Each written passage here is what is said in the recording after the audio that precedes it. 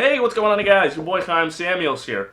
And today we're traveling back in time to a little place I like to call the early 2000s. And I thought we'd take a look at some of the shows that I grew up with. I'm not talking about Nickelodeon or Disney Channel. I'm talking about motherfucking PBS Kids. Yeah, I know normally when people hear the word PBS, they usually fall asleep. But I remember back in the day, there were a lot of really great shows. So I thought we'd go back and take a look at some of those shows. So sit back and pop in that VHS. We're taking a look. Doink. Dragon Tales. Alright, the one thing out of all these shows, no matter if they were good or bad, was that the intro song was always earwormingly unforgettable. I don't remember most of what I learned in school, but billions of years later, I can still sing along to that song. Dragon Tales, it's always time for Dragon Tales. Come along, take my hand, we'll all go to Dragonland. Still, after all these years, I can't sing. Alright, so what was Dragon Tales about? It was about these two kids who have this thing, and the whole room spins, and they go to this drag. You know what? I'll let them explain. And he wished on a dragon scale, and that's what started Dragon Tales. Around the room the dragons flew, but Emmy and Max knew what to do. They climbed on the backs of the dragon friends. What? But Emmy and Max knew what to do. They climbed on the backs of the dragon friends. Wait, instinctively you just knew to jump on their backs? That doesn't make sense. I'm sorry, but if I was with a friend and we saw a bunch of dragons and he was like, oh my god, is that dragons? What do we do? We run? Run? It's like you've never seen a dragon before. Steve. Can I call you Steve? My name is Bob. Steve. No, we don't run.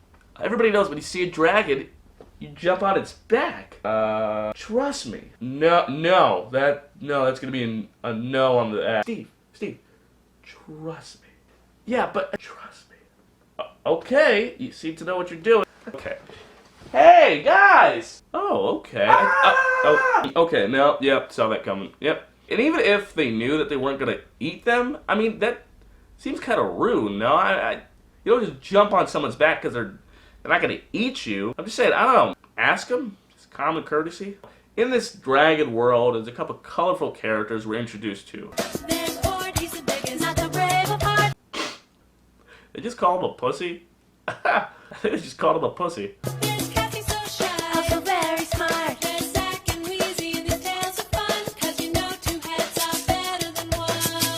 You don't have to rub it in. Yeah, I know. Yes, I have one head. I live with this. I remember back in the day, I used to walk down the hallways and kids just point and laugh. Call me one head. I really didn't want to relive this. Fuck you, Dragon Tales. Yeah, overall, I remember Dragon Tales as being fine, and I think for little kids it's cool. Fuck this shit. Remember what I said about earwormingly unforgettable introduction songs? God, it only took once to hear this song, and trust me, I tried to forget, but I just could not get that little shit's voice out of my head.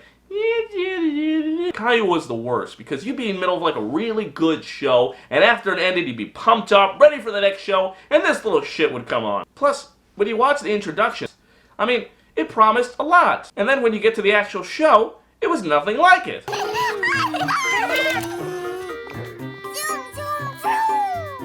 Caillou and Rosie were having fun playing together. Oh yeah, there's a narrator too, just in case you couldn't follow the plot. Oh, okay, those kids are having fun, because if you weren't there, I wouldn't give a shit. I know I'm not the first one to mention this, and I probably won't be the last, but,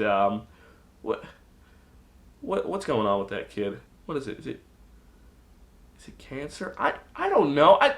Look at him. I mean, he's completely bald. And if you're like, well, he's a kid. He probably didn't grow in his hair. No, the kid's like 5 or 6. He should have at least had a patch of hair. I mean, look at his little sister. Little sister's got a full set of hair. Why does the kid not have any? I mean, they just drew him this way. This was a choice. I don't know, whatever this kid had. I hope he got cured and fucked off, because this show sucked.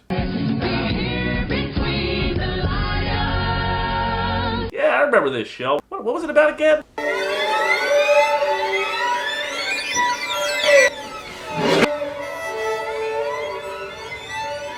Oh yeah, it was creepy as shit. If any kid said they didn't have nightmares from watching this show, they absolutely lied, because this show is fucked up. What was it about? It was a bunch of lions who lived in a library, and they could sing? I have no idea. Oh yeah, and then just weird shit would happen. Gawain's word! Gawain's word! Excellent! Gawain here once again at Blending Field, where two brave knights in armor will charge together at high speed and make a word. Competing today we have Sir... and on your right, Sir Et. Blend on, dude!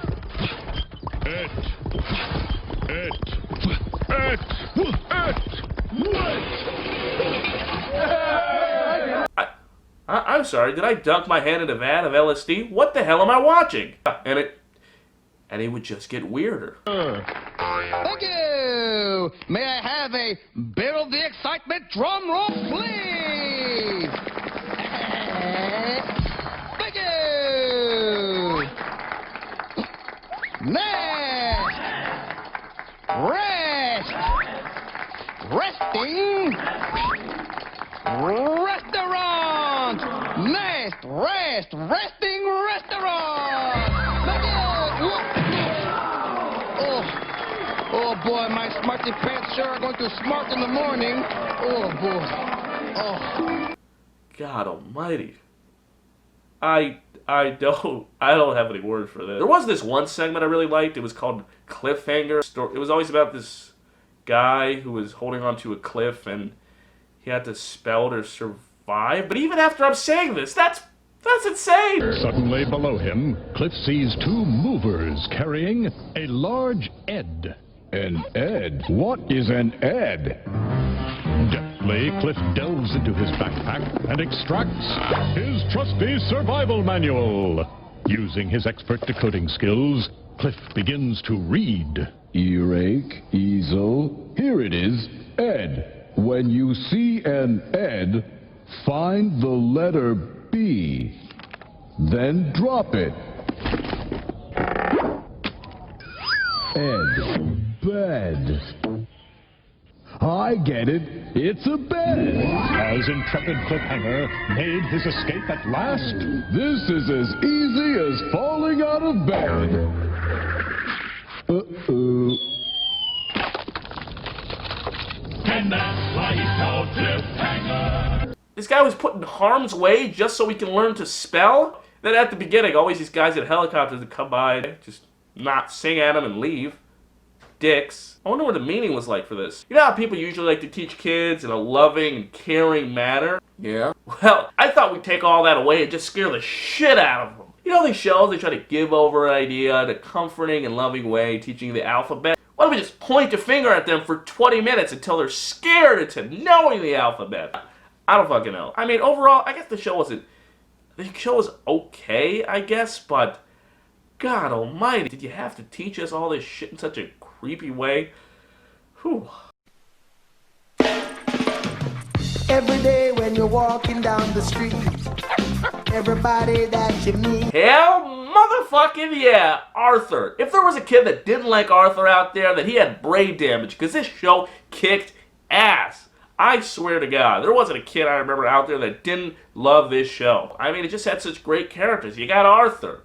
You got Baxter. You got whatever the hell this is. Yeah, that was the crazy thing. It's like we didn't even know what we were looking at half the time, but we didn't care. I mean, what type of animal is that? I don't know. What about that? Huh? How about that? Jesus Christ. What is that? Is that a dog? Do they have a dog? Wait a second. How does this world work? They're all animals, yet they have pets? Who gives a fuck? This show's awesome. I remember really fond memories of this show. I always just thought the characters were great, and I thought the lessons they gave were always done in a really subtle and enjoyable manner with these characters that I remember really loving. Oh, and then there was DW. You don't love me. You want me to Kate and Arthur and Donnie and Colin.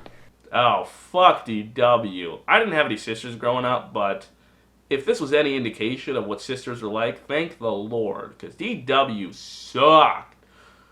Haha! Fuck that little princess. Oh yeah, then the theme song. And I say, hey, hey, what a wonderful kind of day. What? Jamaican Rasta? We didn't really question that much when we were kids. Yeah, I don't know how to explain that. Anyways, this show was the tits. Cyberchase, we're moving. We're beating Hacker at his game. Cyberchase. Fuck yes. I remember every kid watched Cyberchase. The show was awesome. Even if they weren't trying to teach us stuff. And I mean, they tried to teach us stuff. But we didn't learn a goddamn word. Because we were too distracted by how awesome this show was.